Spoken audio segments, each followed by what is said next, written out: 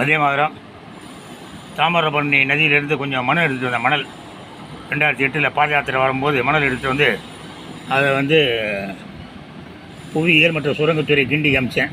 அனுப்பிச்சு ஆட்சியில் கேட்டேன். கே பாலசுப்ரமணியம் எம்ஏ பொது தகவல் அலுவலர், துணை இயக்குனர், புவியியல் மற்றும் சுரங்கத்துறை, கிண்டி, சென்னை 32.